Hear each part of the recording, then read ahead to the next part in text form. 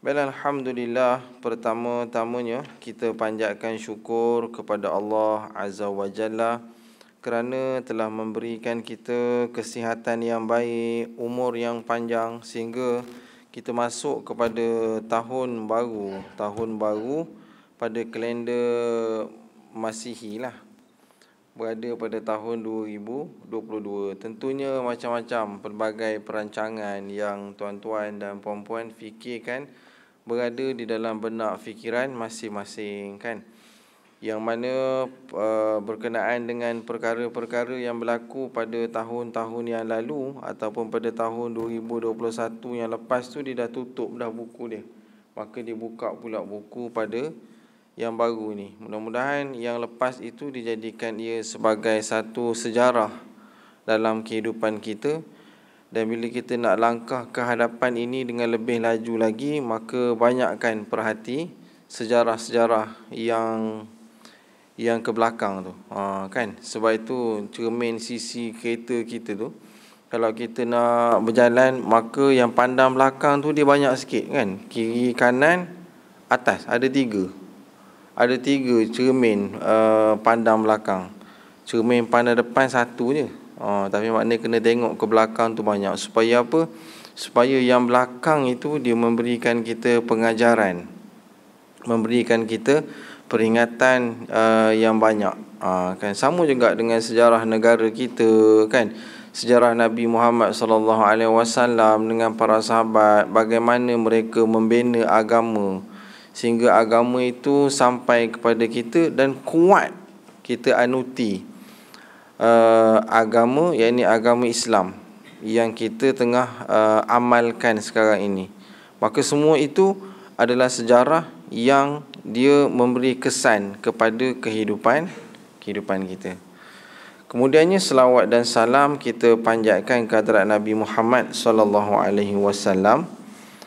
Allahumma salli ala Muhammad wa ala ali Muhammad, para sahabatnya, pengikut-pengikutnya, muslimin dan muslimat yang dirahmati oleh Allah Subhanahu wa taala.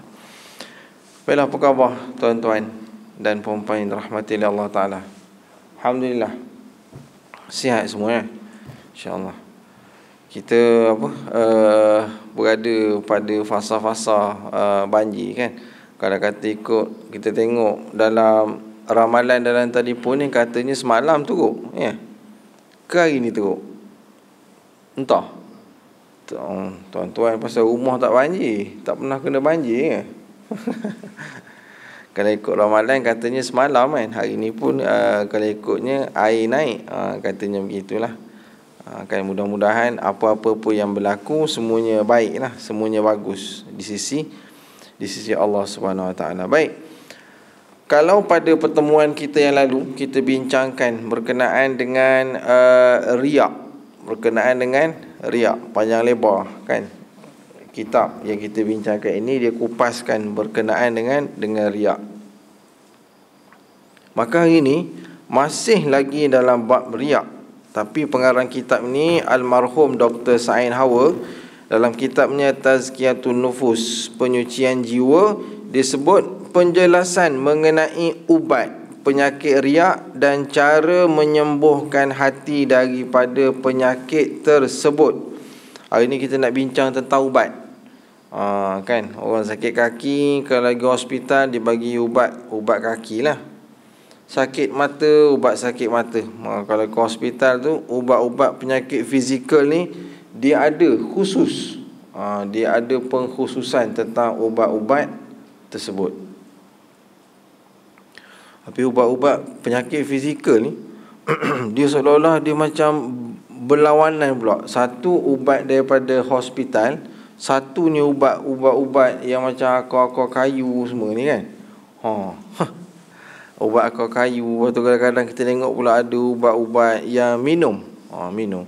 Okay? Kalau tuan-tuan tengok dekat dalam YouTube ni, ada orang tu dia sakit buah pinggang, dia pergi operation. Ada datang seorang pakcik tu, kan. Pakcik tu datang, orang tu bawa keluar macam kayu pun. Dia belah macam itu je, belah dekat tepi kereta je, kan. Tak ya tak tidak, kan. Ada macam-macam. tentang perubatan-perubatan. Kadang-kadang orang tu dinamakan perubatan. Perubatan ni dia mesti ada bentuk kajian daripada sudut sains kan. Dia kena masuk dekat dalam makmal dulu. Baru dipanggil perubatan. Kan. Okey, baik. Kita nak tengok kalau yang berkaitan dengan hati ni bagaimana ubat dia. Mesti ada ubat. Kan, penyakit hati ni. Sebenarnya penyakit hati ni kalau tak dirawat, macam yang kita bincangkan yang dulu, dia punya melarat dia tu, melarat penyakit tu sampai ke tua. Sampai ke tua penyakit tu tak diobati, dia akan berada, bahkan dia jadi lebih teruk lagi penyakit tersebut. Yang kita takut apa? Kita takut bila orang-orang tua ni tentu dia ada anak dan dia ada cucunya. Takut penyakit tersebut dia mewarisi pada anak-anak dan cucu-cucu dia. Kita takut begitu. Jadi pengarang kitab sebut penyakit riak ni, ubat penyakit riak dan cara menyembuhkannya. Pengarang kitab berkata sebagaimana telah diketahui penyakit riak dapat menghancurkan pahala seseorang dan merupakan sebab daripada kemurkaan Allah. Tu yang pertama yang besar sekali. Riak ni apa dia yang kita takut? Dia boleh rosakkan ibadah kita. Dia boleh merosakkan ibadah kita. Riak juga merupakan salah satu perbuatan yang besar, perbuatan dosa besar. Oleh demikian, seorang harus berusaha untuk hilangkan penyakit ini dalam hatinya, walaupun sangat berat, sebagaimana halnya orang yang ingin sembuh daripada penyakitnya, dia harus bersedia untuk makan ubat. Bagaimana pahit pun sekali, dia tetap kena telan. Kenapa? Kerana dia nak sihat daripada sudut fizikal. Begitulah tentang obat penyakit hati ni. Bagaimana sekalipun dia kena ikhtiar juga dengan obat yang disebutkan sebentar lagi. Oleh sebab itu penyembuhannya, kata pengarang kitab, dia ada dua tahap. Dia ada dua pula kategori pada orang yang ada penyakit riak ni. Tuan-tuan cuba tengok kan, takut-takut ada dekat diri kita. Yang pertama, dia kata kena lepaskan sampai kepada akar-akarnya. Yang kedua, mencegah akibat buruk yang muncul daripada penyakit riak ketika melakukan ibadah. Dua tahap. Satu, kena buang sampai ke akar-akarnya. Yang kedua pula, dia kata cegah akibat-akibat buruk yang muncul daripada penyakit riak. Tahap pertama, melepaskan penyakit riak sampai ke akar-akarnya. Apa dia ni? Akar penyakit riak. Dia nak beritahu. Akar penyakit riak ni apa dia? Yang tunjang tu. Tunjang penyakit riak ni dia sebut kat sini ialah cintakan kedudukan dan jawatan. Cinta, kedudukan dan jawatan. Itu akar yang paling kukuh, tahap yang pertama. Kenapa orang tu riak? Kerana dia cintakan kedudukan dan juga jawatan. Kita tengok lagi. Apabila dihuraikan, maka dia akan jadi 3 jenis. Kalau dihuraikan tentang yang cinta, kedudukan dan jawatan tu, dia akan pergi pada 3 jenis. Satu, dia suka mendapat pujian. Kedua, takut mendapat ejekan, takut orang lain hina dia. Yang ketiga, dia rakus terhadap apa yang dimiliki oleh orang lain. Berapa tuan-tuan? 3. Satu, pujian. Yang kedua, dia takut orang lain hina dia ataupun orang tu ejek dia. Yang ketiga, kerana dia rakus terhadap harta orang lain, kepunyaan orang lain tu, dia nak juga yang dia punya tu. Akar dia cintakan kedudukan dan jawatan, dia akan pergi kepada 3 benda. Okey, kita tengok. Abu Musa Asy'ari menceritakan. Ini pengarang kitab dia datangkan satu contoh hadis. Seorang badui bertanya kepada Nabi, "Ya Rasulullah, bagaimana orang yang berperang untuk melindungi dirinya?" Satu, dia tanya kat Nabi, "Ya Rasulullah, macam mana orang tu dia berperang, dia pergi berperang tapi dia nak lindung diri dia?" Yang kedua, bagaimana pula seorang yang berperang untuk mendapat kedudukan? Pertama, dia perang kerana dia nak lindung diri dia. Yang kedua, dia berperang kerana dia nak mendapat kedudukan. Maknanya dia nak orang sebut dia ni handal, dia nak orang sebut dia ni berani, gagah, kuat. Kemudian yang ketiga, bagaimana seorang yang berperang untuk mendapat pujian orang lain. Maknanya tadi yang kedudukan tu dia berperang. Satu, dia berperang kerana nak melindungi diri dia sendiri. Yang kedua, dia berperang kerana dia nak mendapat kedudukan. Dia masuk perang tu supaya dia dapat jadi panglima ke, ataupun dapat menjadi orang-orang kanan yang berada di barisan hadapan dalam peperangan, ataupun kerana dia menyertai peperangan tersebut, maka dia dapat jawatan-jawatan dekat dalam kerajaan. Yang ketiga, Arab Badui tanya, macam mana orang tu perang, dia nak dapatkan pujian orang. Dia pergi juga perang, tapi dia nak dapatkan pujian orang. Hari ni tuan-tuan tak perang lah tak? Tak ada dah perang Apa bahasa kita perang ni? Kita berperang ni kalau macam ustaz lah, berperang dengan program lah, kan? Kita buat program sebab apa? Contoh, kan? Kita buat program sebab apa? Mungkin sebab kita nak orang sebut nama kita, kita nak orang kenal kita, kita nak apa? Kita nak orang sebut, oh bagus Ustaz Ju ni selalu buat program. Kita berperang dengan program. Tuan-tuan mungkin daripada satu sudut yang lain, kan, bagaimana tuan-tuan fikirkan tentang tuan-tuan terlibat dengan dengan jawatan kuasa surau. Kan, macam mana tuan-tuan rasa jawatan kuasa surau sebab apa tuan-tuan ambil? Kerana takut orang hina ke? Dia ni rumah dekat dengan surau, takkan tak ada jawatan kat surau, takut orang hina. Ni rumah dekat dengan surau ni, katakan takkan tak sampai surau. Maknanya sampai surau tu kerana rumah dekat dengan surau. Tak, macam ada kena yang Arab Badui tadi tanya ni, kan. Jadi kan takut-takut tengok, tak pernah nampak muka kat surau. Jadi perkara tersebut, kenapa dia sampai ke surau ni? Kenapa dia sampai ke surau ni? Kan, kerana Allah, ataupun kerana takut dihina, ataupun kerana nak dapatkan pujian, ataupun kerana nak mendapat kedudukan. Ada orang yang dia nak jadi AJK surau, kan, supaya senang dia dapat projek. Ada. Dia ni pengerusi surau ni, kan? Pengerusi surau ni bagus dia ni, kan, baik. Dia senang dapat contoh. Kan, contoh. Jadi kemudian Nabi menjawab. Nabi SAW menjawab, man qatala litakuna kalimatullah hiya ulya fahuwa fi sabilillah.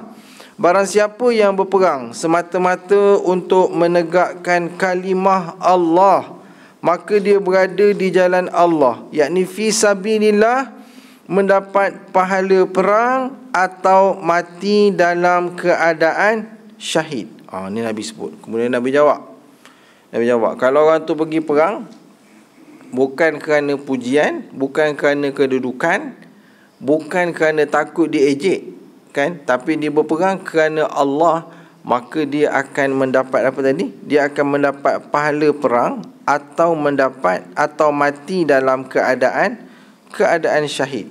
Kemudian Nabi SAW juga bersabda, Man ghaza la yanwi illa iqalan falahu ma nawa.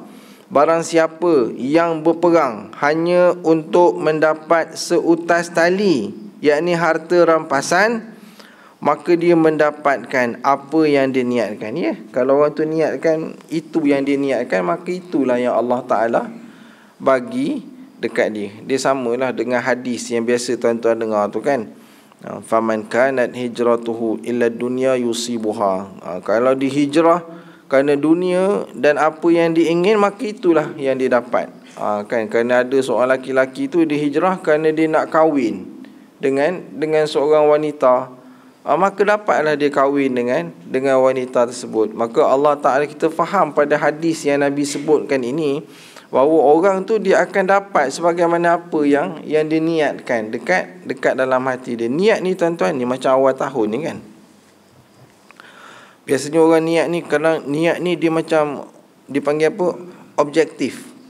Matlamat kepada kotak kepada satu benda yang kita nak buat tu. Kan, niat. Kalau barat dipanggil think tank. kumpulan pemikir, think tank. Dia ada kumpulan pemikir dia. Kumpulan pemikir dia tu, dia fikir macam mana cara nak buat. Kadang-kadang ustaz pun terfikir ke kan. Kita punya tak ada think tank. Think tank ni maknanya kumpulan pemikir kan. Sehingga kadang-kadang sampai jadi kita terikut-ikut. Setiap taman semuanya bina surau. Taman ni surau, taman sana surau. Nanti naik belakang taman tu buat surau juga kan. Taman satu lagi tu buat surau juga. Bukan nak cerita buat surau ni tak bagus, tapi dia kena ada satu kumpulan pemikir. Macam mana cara dia nak biar orang-orang Islam ni datang ke surau. Contoh kan, dia fikirlah apa-apa pun. Masa yang daripada satu sudut yang lain, kalau tuan-tuan perasan balik kan, tahfiz, pondok-pondok tahfiz banyak kan. Orang bina ni kan naik, semuanya naik. Sampai satu peringkat bila kita renungkan kembali, belajar dekat sekolah yang ada ni tak Islamik ke? Sekolah-sekolah kebangsaan, sekolah-sekolah rendah tu kan tak Islamik ke? Islam juga. Tapi kerana kita think tank tu kan, kumpulan pemikir kita ni, dia tak ada, ataupun mungkin ada, ataupun dia tak bertindak dengan sebaiknya, maka akhirnya perkara itu dia akan jadi macam mana? Dia akan jadi satu lambakan surau-surau, lambakan masjid-masjid, lambakan pusat-pusat tahfiz yang akhirnya nilai dia kosong kan, tak ada apa-apa. Tuan-tuan tengok tahfiz kita ke Maman ni banyaklah kan. Kalau time kita nak cari yang hafiz Quran kan, kalau time bulan-bulan puasa tu, Allah kan, minta pondok entah ada tak budak-budak yang hafiz Quran, minta seorang nak hantar seorang nak, tak ada Syekh kan. Pondok tahfiz ke Maman ni banyak, tapi time semayang kat surau, time subuh, mana pergi budak-budak tahfiz tu? Time cuti kan, tak ada. Maka kita nampak benda tu hilang, dia jadi kosong kan, dia jadi kosong. Kenapa? Kerana think tank, kerana kumpulan pemikir tu kan, digagal untuk menggerakkan apa yang sepatutnya perlu dibuat dengan lebih baik dan lebih sempurna, supaya tenaga kita, wang ringgit kita tu dia tak habis macam tu. Tenaga penat ni. Tuan-tuan ingat bina surau ni murah ke? Mahal, tuan-tuan tahu. Kan mahal. Tapi dalam masa yang sama, orang tak ada. Lambakan masjid ni nak bina pula tu pergi masjid dekat Mak Lagam kan, dekat Mak Lagam berjuta. Satu masjid tu dibina dengan harga jutaan ringgit, masjid tu dibina. Tapi orang tak ada. Orang cuma ada pada hari Jumaat je. Senang kalau macam tu kan, tak payah buat masjid, sembahyang Jumaat kat Padang senang kan, lebih jimat. Saya fikir balik, buat apa dia buat masjid? Baik pergi sembahyang dekat Padang je senang kan, kumpul ramai-ramai dekat Padang Astaka tu, khatib baca khutbah atas tu senang. Jadi banyak. Jadi dia tak berlaku pembaziran pada sudut wang, dia tak berlaku pembaziran pada sudut tenaga kan. Bila menung balik lah tu, dia panggil think tank lah tu kan, benda kumpulan pemikir, supaya dia boleh dapat lahirkan benda-benda yang orang kata apa, dia bukan nampak canggih, dia nampak satu benda tu buat kesan dia tu besar. Kan, macam yang tuan-tuan tengok contoh antara yang kita nampak lah, kita katakan benda tu berjaya kan. Contoh sekolah imtiaz, dia dapat lahir kan orang yang hafiz Quran, dalam masa yang sama dia ada sains. Kita nak dia macam itu lah kan. Kita tengok contoh apa lagi, ada yang buka tu MRSM Ulul Albab, dia mesti hafal Quran, dalam masa yang sama dia mahir pada sudut sains. Jadi dia bergerak dua benda kan, dua benda sekali. Kadang-kadang ada juga pelik kan. Kita tengok macam sekolah-sekolah teknik kan, teknik, kita tanya dia, cuba macam mana cara nak tanam sayur kangkung, itu pun tak pandai. Sekolah teknik macam mana ni kan, tanam sayur kangkung, sayur sawi kan, yang itu pun tak reti. Jadi nak cerita tuan-tuan bahawa generasi yang akan datang ni, dia akan jadi lebih terbantut daripada generasi yang dulu-dulu kan. dengan generasi yang sekarang-sekarang ni. Terbantuk daripada sudut pemikiran, terbantuk daripada sudut kecergasan kan, kecergasan tubuh badan ni kan, tak cergas. Baik, kita tengok lagi kat sini kan. Tu kalau nak bincang tu dia masuk tajuk lain lah tu. Tapi beratlah tajuk tu kan. Dan memang kalau kita menungkan balik, memang tuan-tuan, orang-orang surau, orang-orang masjid ni kena fikir benda tu. Kan, kemanalah hala tuju budak-budak ni kan. Nak suruh berlari tak gerak kan. Nak suruh pegang cangkul tak pandai kan. Nak suruh cuci longkang tak reti. Betul? Kan masalah tu kan. Kalaulah Jepun serang balik kita ni kan, kalau Jepun tu datang balik serang kita, negara akan datang ni, manalah nak apa, nak cari makan ni. Habis semuanya makan food yang dah tersedia. Kan. Baik, kita tengok sikit lagi. Man ghaza, barang siapa yang berperang hanya untuk mendapatkan seutas tali, maka dia akan dapatkan apa yang dia niatkan. Ini merupakan peringatan bagi orang yang tamak kepada harta dunia. Tuan-tuan, pengarang kitab sebut yang kita bacakan tadi tu kan, itu antara punca sebab disebut yang ketiga kan. Yang ketiga tu dia beritahu mana tadi? Dia kata rakus terhadap apa yang dimiliki oleh orang lain. Jadi antara punca timbul penyakit riak ni sebab dia nampak hak yang orang lain dapat banyak tu, maka dia nak juga. Maka daripada situ akan datang timbul penyakit-penyakit riak supaya dia pun dapat macam orang itu. Kemudian pengarang kitab sebut lagi, pengubatan secara amalan adalah, ni nak cerita ni baru masuk ni kan. Macam mana cara nak ubat penyakit riak ni? Cara dia kata amalan dengan melakukan ibadah secara sembunyi-sembunyi atau berusaha agar orang lain tidak mengetahui ibadah yang dilakukannya. Ingat tu. Cara nak rawat penyakit riak ni, macam mana cara dia? Apa ubat dia? Tuan-tuan kena belajar buat ibadah cara sembunyi-sembunyi. Macam mana dia buat sembunyi? Kalau macam solat yang berjemaah macam ni memang tak boleh sembunyi lah. Sembunyi tu apa dia? Maknanya pada orang tak nampak kan. Senang kata pada orang tak nampak tu bila dia solat waktu malam, antaranya tahajud yang boleh buat sembunyi-sembunyi. Lagi sedekah kan, amalkan dulu cara sembunyi-sembunyi. Kemudian baca Quran, buat sembunyi-sembunyi.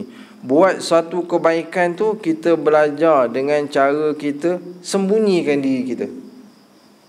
Ustaz yakin dan percaya, bila tuan-tuan ajar di tuan-tuan buat dengan cara sembunyi, lambat laun kan, lambat laun macam mana sekalipun, setan tu dia mesti akan datang. Dia mesti akan datang. Ni berlaku kat ustaz sendiri kan, bukan berlaku kat orang lain. Ustaz suka pergi kat hospital. Dululah zaman-zaman tak ada Covid lah kan, suka pergi kat hospital. Pergi. Kadang bila kita tengok orang tu sakit teruk, kita bagi-bagilah sikit-sikit kan. Lama kita bagi. Memang tak ada orang tahu. Ini pun tahu sebab dah bocor rahsia kan. Ustaz cerita contoh lah kan. Nak bagi contoh. Sampailah satu hari tu dekat kedai, tiba-tiba orang tu tegur. Orang yang kita tolong tu, dia tegur kita. Dia kata, Ustaz ingat tak saya ni? Ustaz tengok balik kan. Lama. Ustaz ingatkan awak dah mati dah. Rupanya hidup lagi budak tu kan. Satu hari tu bila dia accident di Kemalangan Teruk dekat Sempang Mak Lagam, helak langgar dia kan, dia balik kerja, dia punya patah tu memang teruk lah. Ustaz ingat mati dah budak ni kan.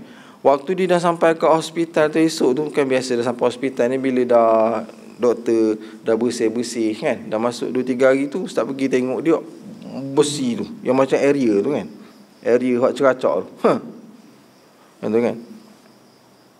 Jadi bila kita tengok dia ada anak-anak kecil tu, kita pun adalah sikit kan kita bagi. Jadi bila kita kerap bagi kat dia tu, jadi dia ingat kita. Bila dia sampai kat kedai tu, dia sebut nama ustaz tu kuat. Dia kata lama dah saya cari ustaz, dia kata. Ui, setan pandai tu. Setan pandai. Dia datang satu rasa kepuasan dekat dalam hati kita kan.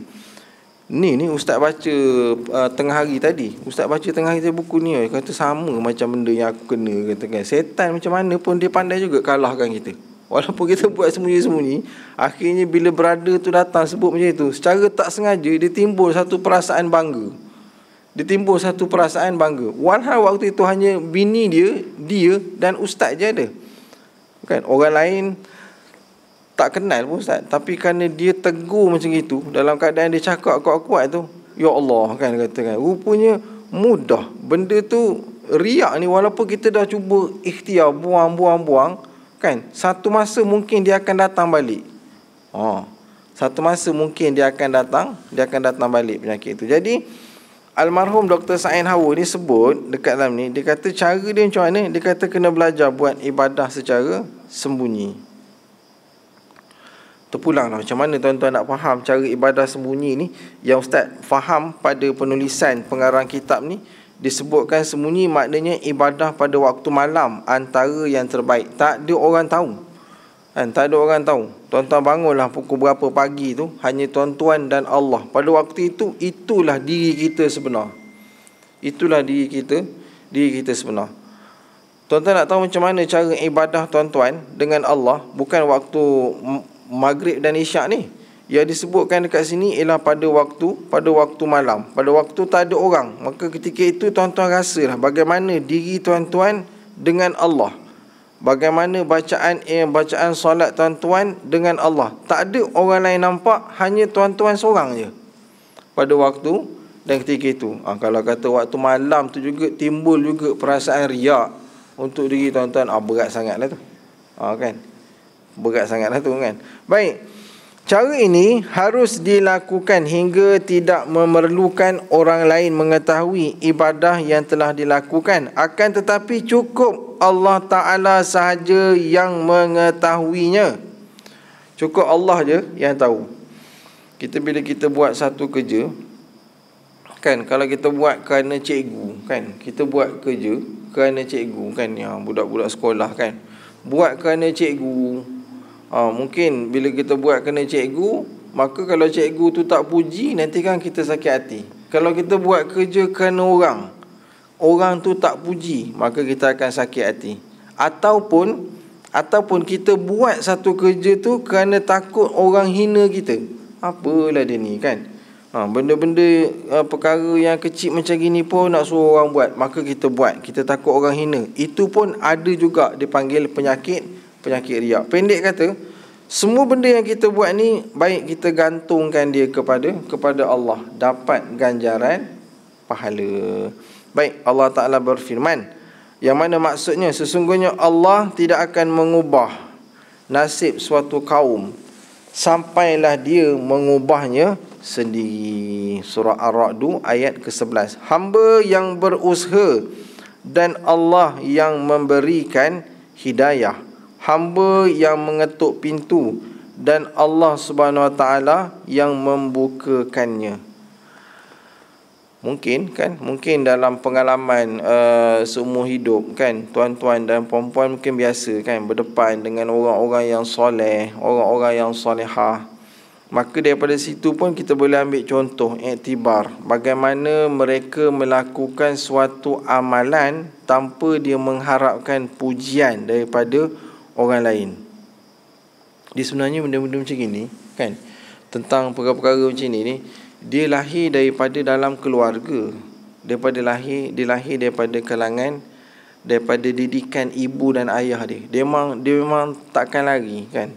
Dia memang takkan lari. Sebab ustaz perhati, kan, ustaz tengok orang-orang yang begini ni, dia memang kerana ibu dan ayah dia didikan yang diberikan oleh ibu dan ayah tu menyebabkan anak-anak ni dia melakukan sesuatu tu bukan kerana orang. Dia memang letakkan kerana Allah. Dan kita akan nampak pada perbuatan yang dibuat tu, kita akan nampak keikhlasan, nampak ikhlas dibuat. Bukan kerana dia nak menunjuk-nunjuk, bukan kerana terpaksa, tapi kerana dia faham. Kerana dia faham. Sebab tu bila faham kita ni betul, maka dia akan melahirkan cara fikir yang betul. Kemudian tindakan kita tu dia akan jadi tindakan yang betul. Sebab itu riak ni Allah Ta'ala berfirman, sesungguhnya Allah tidak mensia-siakan pahala orang yang berbuat baik. Kemudian Allah Ta'ala berfirman lagi yang bermaksud, sesungguhnya Allah tidak menganiaya seseorang walaupun sebesar zarah. Jangan bimbanglah. Tuan-tuan buatlah kan, apa sekalipun amalan kebaikan kan, alihkan kayu dekat tengah jalan ke, buang ranting dekat tengah jalan ke, kan, buat dengan ikhlas. Walaupun perkara itu kecil sebesar zarah sekalipun, pasti Allah Ta'ala akan membalasnya. Dan jika ada kebajikan sebesar zarah, nescaya Allah akan melipat gandakan dan memberikan dari sisinya pahala yang besar. Kan, macam satu hari bila Nabi SAW ditanya kan dekat sahabat-sahabat dia, hari ni siapa yang ada keluarkan sedekah kan? Abu Bakar angkat tangan. Hari ni siapa yang ada pergi ziarah orang sakit? Abu Bakar lagi angkat tangan. Malam tadi siapa yang ada tunaikan ibadah kan? Tunaikan solat malam? Abu Bakar juga angkat tangan. Macam kalau Ustaz tanya tuan-tuan kan, hari ni ada tak keluar sedekah? Hari ni ada tak tuan-tuan ziarah orang sakit? Hari ni ada ke tidak tuan-tuan solat pada waktu malam? Soalan-soalan yang Nabi SAW dijumpa dengan sahabat, Nabi ajukan soalan-soalan begitu kepada sahabat-sahabat. Itu dia panggil antara soalan yang sentap lah kan. Wah, terkejut. Biasa kita jumpa pagi-pagi, kita tanya apa kawan-kawan kita? Dah makan ke belum? Dah makan ke belum pagi ni kan? Sarapan pagi dekat mana? Itu biasalah, itu antara soalan-soalan yang kita kerap tanya lah kan. Tapi salafus salih kan, sahabat-sahabat tu masa dahulu, mereka, kehidupan mereka ni berbeza kan. Kalau tuan-tuan baca kisah-kisah mereka ni, sampai kepada satu peringkat, apa sahaja yang mereka buat, mereka nampakkan syurga. Yang mereka nampak syurga. Dalam satu peperangan Uhud, ada seorang wanita ni, dia hantarkan, yang ikut perang pada perang Uhud ni suami dia dan ada anak dia ikut bersama dengan Nabi SAW dalam peperangan Uhud. Peperangan Uhud kita kalah kan, orang Islam kalah kerana tak ikut arahan Nabi SAW supaya jangan turun daripada bukit pemanah tu, duduk kat atas bukit tu. Tapi kerana orang Islam ni dia nampak harta yang banyak bertaburan dekat bawah tu, maka mereka turun daripada bukit tersebut kan. Lalu Abu Sufyan pada waktu itu dia menakluki, dia tawan balik bukit tu dan banyak terbunuh. Dan di antara yang terbunuh pada peperangan tersebut ialah suami dia, suami wanita tadi ni, dan juga anak dia. Jadi dalam perjalanan balik kan, wanita ni tadi ni dia tunggu dah dekat tepi jalan kan. Lalu sahabat-sahabat dengan Nabi SAW ni bila nampak je wanita tersebut kan, bagaimana cara sahabat dengan Nabi SAW ni, dia nak beritahu dekat perempuan tu, dekat wanita ni, bahawa anak dia mati syahid dan suami dia mati syahid.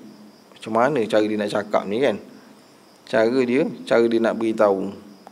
Tapi ajaib kan, ajaib. Wanita ini bila Nabi SAW beritahu kan, bahawa anak dan suami engkau berada di tempat yang lebih baik sekarang ni, maka wanita ni dia kata tak, dia kata kan, aku bukan nak tahu pasal tu, aku tak nak tahu pasal suami dan anak aku ni, aku cuma nak tahu engkau tu bagaimana kan, engkau tu macam mana Rasulullah, selamat ke tidak engkau. Maksudnya orang-orang dahulu, wanita dulu kan, salafus salih, sahabat maupun orang-orang sahabat-sahabat satu masa dahulu lah, setiap perbuatan yang mereka buat, hatta nyawa sekalipun, mereka nampak ialah apa? Syurga. Yang mereka nampak syurga. Ustaz minggu lepas Ustaz tafsir surah Al-Baqarah tu dekat Masjid Pekalan Pandan, dia sampai pada satu ayat, wa basyiril ladzina amanu wa amilus solihati anna lahum jannatin tajri min tahtihal anhar kullama ruziqu minha min thamaratir rizqa qalu hadzal ladzi ruzikna min qablu wa utubihi mutasyabiha walahum fiha azwajum mutahharah wa hum fiha khalidun. Ibnu Katsir dia menerangkan tentang ayat ni, ayat yang ustaz bacakan tadi tu.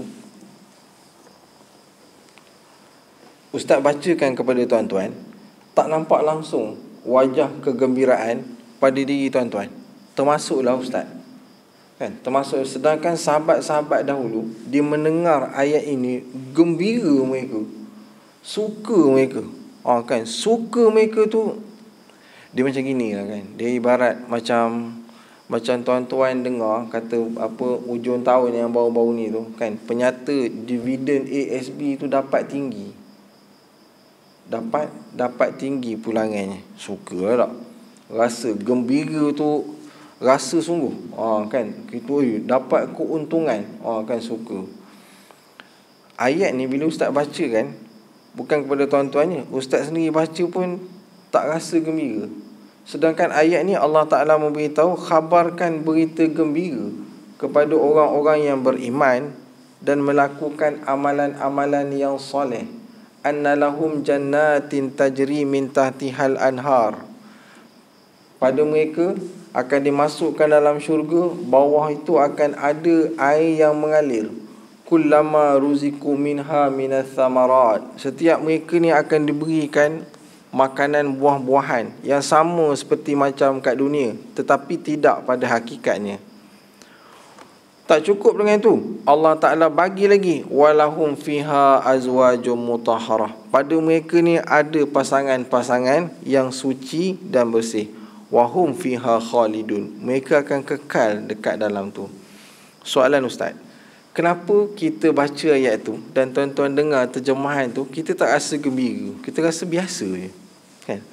Ayat tadi ni kalaulah dibacakan kepada orang-orang dekat Afrika sana tu, orang-orang yang susah, dia Muslim, tapi dia makanan pun tak cukup, rumah pun tak ada, pakaian pun tak ada, kahwin pun tidak, kan? Dia dengar ayat ni, tuan-tuan rasa dia macam mana? Mesti dia gembira kan? Mesti dia suka, ya Allah, kan? Dia dengar, dia ingatkan kesusahan hidup kat dunia ni sampai bila-bila kan. Tapi tentu tak, sebab dia Muslim, dia faham lepas ni dia akan mati. Dia akan mati dan dia akan hidup di alam yang lain. Bila dia dengar kehidupan di alam yang lain tentang ayat yang Allah Ta'ala sebutkan ini, tentulah mereka gembira. Kenapa mereka gembira, kita tak gembira? Kan? Sebab apa? Sebab kita terlampau selesa. Kita selesa. Kita aircon, kan? Rumah aircon, kereta aircon. Kita tak faham.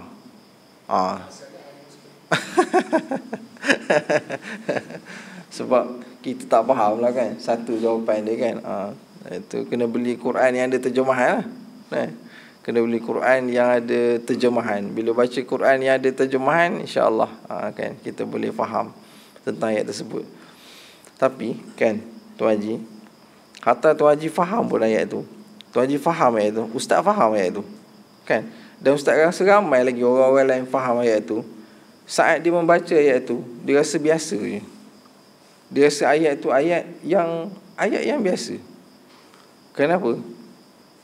Kerana dunia dah masuk ke dalam hati kita. Bila dunia tu dia masuk dalam hati kita, kan, maka kita akan nampak apa? Kita akan rasa macam kematian. Ya, kita yakin bahawa memang kita akan mati, tapi seolah-olah kita rasa kalau boleh biar lambat sikit mati, kan? Kalau boleh biar kita hidup lama sikit. Kenapa? Kerana kita tak puas lagi rasa tentang kenikmatan dunia. Tuan-tuan tengok macam mana ada seorang sahabat ni, dia kata, kalau boleh aku nak ada 1000 nyawa.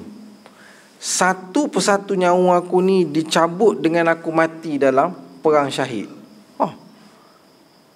Maknanya diorang tak takut mati. Maksudnya diorang tak takut mati. Dan sebenarnya kalau tuan-tuan faham, kan, betul lah kita ni faham sungguh-sungguh tentang agama. Sebenarnya kematian itu adalah suatu yang indah, suatu yang menarik, suatu yang dinanti-nantikan oleh orang-orang yang beriman. Kerana kita bukan orang kafir, kita orang beriman.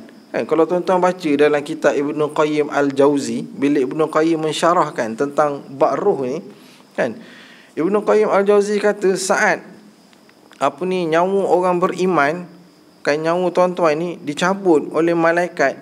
Malaikat seolah-olah macam buat majlis tu, kan. Malaikat seolah-olah penduduk di langit ni, seolah-olah dia orang tanya, bau roh siapa tu yang bau wangi sangat ni? Oh, ni roh si fulan bin si fulan, ni si fulanah binti si fulanah. Nanti malaikat akan bawa dia pergi tunjuk dekat syurga, ni tempat dia akan duduk. Nanti saat dia nak dikebumikan, tiba-tiba ada qarin, engkau ni siapa? Akulah Al-Mulk yang kau baca dahulu, akulah peneman kau. Di dalam kubur tu dia akan luas, ujungnya akan nampak syurga, tempat dia masuk. Ujung kepalanya ada syurga, tempat yang dia akan duduk, kan. Waktu tu kalau tuan-tuan sakit, masih hidup dunia, sakit kencing manis, kan, darah tinggi, lenguh, pinggang, sakit kaki, tak ada lah, dah hilang lah, kan. Semua tu dah hilang.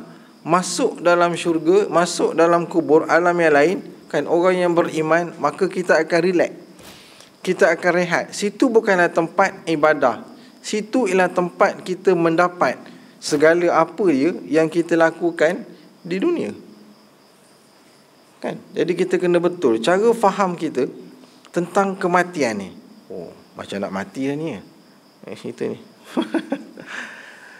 Tanya tuan-tuan, tengok tuan-tuan, Ustaz tanya ni pun, dekat Ustaz tanya juga, nak kita tengok sejauh mana dunia tu dia duduk dekat dalam hati kita. Katalah malam ni tuan-tuan mati malam tuan-tuan, kan.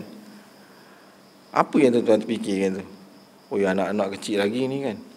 Hutang banyak lagi, rumah tak siap lagi, kan. Bisnes tak maju-maju lagi. Mungkin itu agaknya, kan, yang terfikir dekat dalam kepala otak kita. Sebenarnya cara fikir itu salah. Anak, betul, semua orang ada anak, rezeki mereka telah ditetapkan oleh Allah Subhanahu Wa Taala, dan kita tak perlu risau, kan. Perniagaan kita, semua itu takkanlah kita nak mati, nak bawa masuk dekat dalam kubur. Maka semua itu kita akan tinggalkan. Hasil yang baik itu, kan, segala apa yang ada di dunia kita akan tinggal. Dan kita walau macam mana pun tetap akan mati. Tuan-tuan kena tukar bahawa kematian itu adalah perkara yang indah. Dan sahabat-sahabat itu masa dulu, mereka memang nak mati. Sebab nak masuk syurga, dia kena mati dulu. Memang mereka nakkan kepada kematian. Kan? Nak cerita tuan-tuan tadi lah tentang ayat tadi tu. Sampai satu peringkat ayat-ayat Quran kita baca ni, cerita tentang bab riak ni, kan, sampai kepada tuan-tuan. Bukan kata tuan-tuan je mengantuk. Ustaz baca pagi tadi pun, ya Allah, mengantuknya tajuk ni. Seolah-olah macam tajuk yang kita baca ni, seolah-olah tajuk riak ni kita rasa macam benda yang remeh-temeh. Walhal besar. Kerana riak ni, bila kita riak, ibadah kita rosak, kan. Solat kita rosak, Quran kita rosak. Apa sahaja yang kita buat, bila dia ada riak, maka dia akan rosak. Maka dekat sini pengarang kitab ni, kitab ni dia daripada Imam Al-Ghazali, kan. Imam Al-Ghazali. Jadi bila Ustaz baca buku ni, kan, dia menangkis dakwaan-dakwaan, fahaman-fahaman ahli tasawuf yang tak betul. Kitab ni, kan, tuan-tuan baca riak tadi. Dia kata apa, macam mana cara nak menghilangkan penyakit riak ni. Dia tak ada pun sebut-sebut benda-benda yang bukan-bukan, kan. Dia tak ada kata kena masuk dalam gua, duduk sorang-sorang dalam gua, kan, ataupun duduk dekat atas pokok ke, tak ada. Dia kata apa? Dia beritahu tadi, banyak berlatih untuk melakukan ibadah secara sembunyi, rahsiakan ibadah tersebut. Baik, kemudian tahap kedua, boleh sikit kita, mencegah akibat buruk yang muncul daripada penyakit riak ketika beribadah. Setelah melakukan usaha pertama dengan tidak menghiraukan pujian dan ejekan orang lain atau tidak tamak, atau rakus, maka tetap harus berwaspada ketika melakukan ibadah, kerana syaitan selalu menggoda manusia walaupun dalam keadaan beribadah. Jangan berhenti melepaskan diri daripada hawa nafsu yang terus menghembuskan penyakit riak kepadanya, dan selalu berhati-hati cara syaitan menjerumuskan manusia kepada perbuatan riak, iaitu pertama, dihembuskan keinginan agar orang lain mengetahui apa yang dia lakukan. Tengok tu, macam ustaz terkena tadi lah, kan? Dalam keadaan kita tak nak beritahu orang, tiba-tiba tahu timbul pula perasaan bangga dekat dalam hati, kan? Tapi adalah baru ni kan ustaz dengar satu ceramah, ada ustaz di belah sana lah, belah KL kan. Betul juga bila ustaz dengar balik dia ceramah, kan? Betul juga. Dia kata zaman hari ni kan kita dah kena tukar cara kita tafsir riak itu, kan? Tak boleh sama dah macam dulu. Contoh hari ni kan sebagian kadang-kadang penceramah kan, dia keluar kat depan ni kan, lulusan daripada sini kan, master sini, PhD sini, pengalaman bekerja kan berpuluh tahun.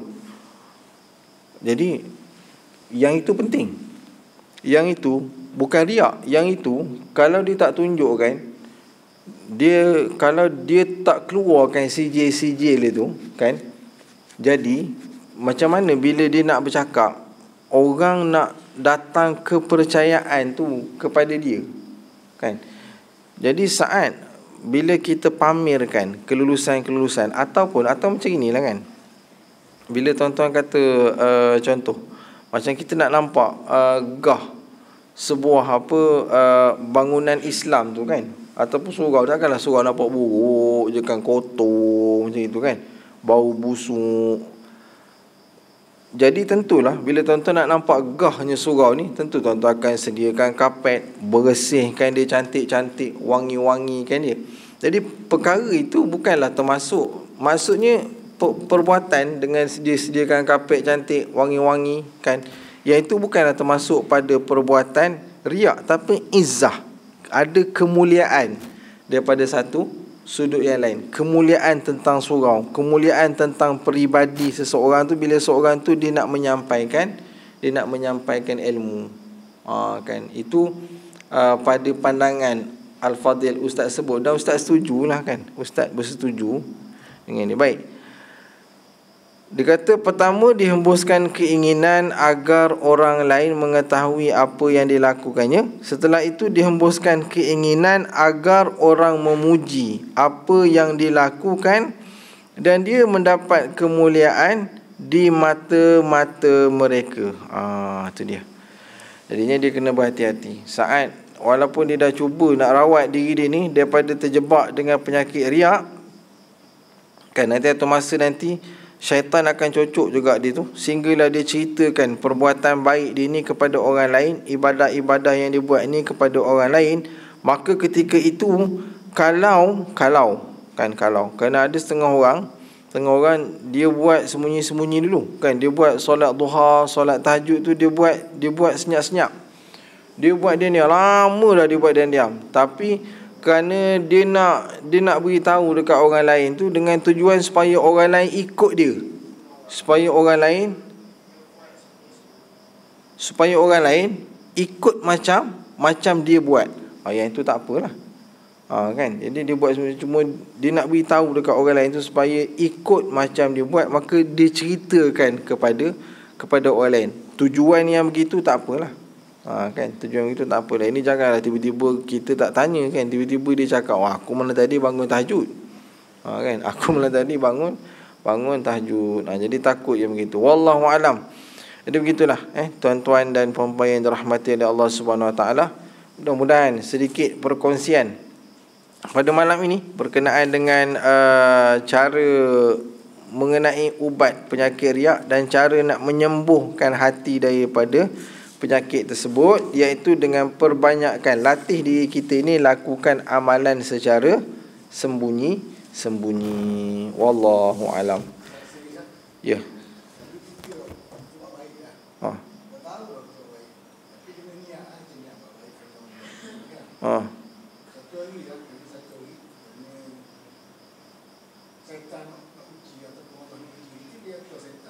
Antara dah.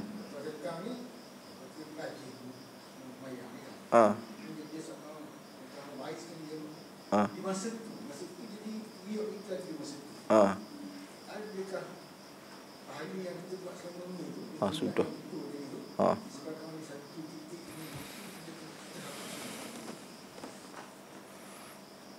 Yang itu dia bergantung pada hati abang. Pada hati abang kan. Abang rasa macam mana kan. Ha.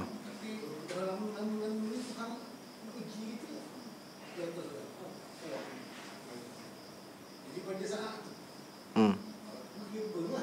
Hmm. Hmm. Ha, sudah. Payah soalan abang ni.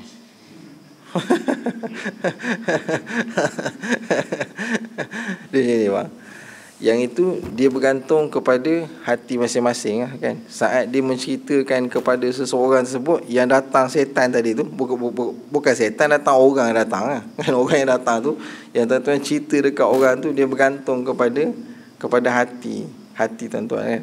Kalau kata hati tuan-tuan kata aku daripada dulu lagi aku jaga solat ni kan, yang kat situ tu bahaya tu.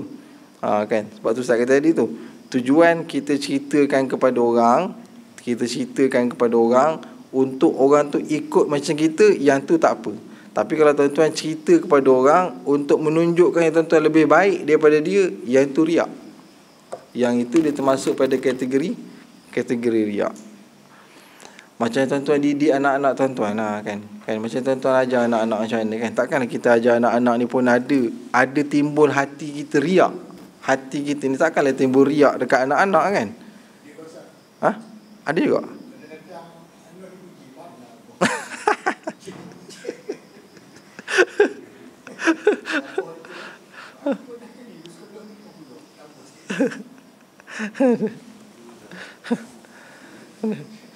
Wallahu a'lam.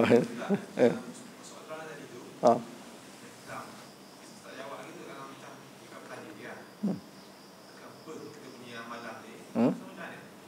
Dia bergantung pada hati orang tu. Kalau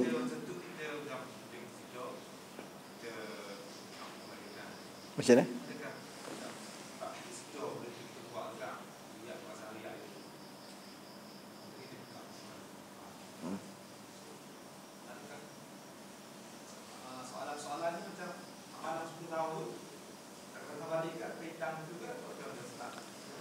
Bila kita istighfar, bila kita minta ampun kepada Allah, maka Allah Ta'ala akan ampunkan dosa kita kan. Innallaha tawwabun kan. Allah Ta'ala ni dia maha penerima taubat. Maka Allah Ta'ala dia akan ampunkan dosa. Maka pahala-pahala kita, ibadat-ibadat yang kita buat sebelum ni, dia tak rosak lah, kerana kita dah minta ampun. Kerana kita dah minta ampun kan. Kita dah menyesal pada Allah Ta'ala. Betul. Abang bayangkan kan macam mana saya hadapi benda tu kan. Saat tiba-tiba orang tu datang bercerita kan, kalaulah saya tak minta ampun kepada Allah kan, setelah kita ingat dan setelah saya baca buku ni tadi, saya ingat kalau tak minta ampun, habislah pahala-pahala saya yang dulu-dulu tu kan. Ibadah-ibadah saya dulu tu rosak. Maka kita kena minta ampun kepada Allah kan. Rasa datang timbul perasaan penyesalan bila kita dah faham tentang berkenaan dengan riak ini. Boleh ni. Ha? Mati.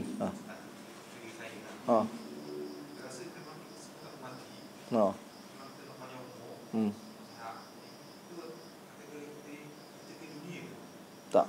Tak. Baik. Umur yang panjang kan satu rahmat. Umur yang panjang dalam ketaatan. Anas bin Malik umur dia panjang, 120 tahun. Memang Nabi SAW doakan dia. Nabi doakan dia biar umur dia panjang. Tulu umur kan, panjang umurnya. Anas bin Malik umur dia panjang. Jadi bukanlah umur yang panjang itu bermakna dia ni cintakan dunia. Tak. Umur yang panjang satu kebaikan. Antara kebaikan seseorang tu umur yang panjang, dan umur yang panjang itu dalam ketaatan.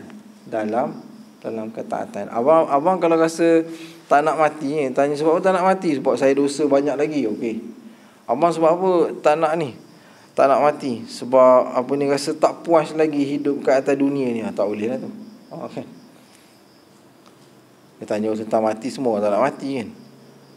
Kan dia nak mati? Tak adalah. Ustaz pun takut. Kan? Takut tentang mati. Cumanya kenapa nak cerita kat tuan-tuan? Kerana dia jadi takut. Sebab ustaz tengah buat buku pasal tu kan? Cerita tentang keindahan mati ni. Sebenarnya nak cerita tu, kenapa yang menyebabkan kita orang mukmin Islam ini sepatutnya kita tak perlu takut kepada kematian. Nak cerita tuan-tuan tu tadi tu. Kerana orang mukmin ni beriman, bila dia mati dia akan bahagia. Dia lebih bahagia lagi hidup di alam sana berbanding alam dunia yang dia tengah tempuhi sekarang ni.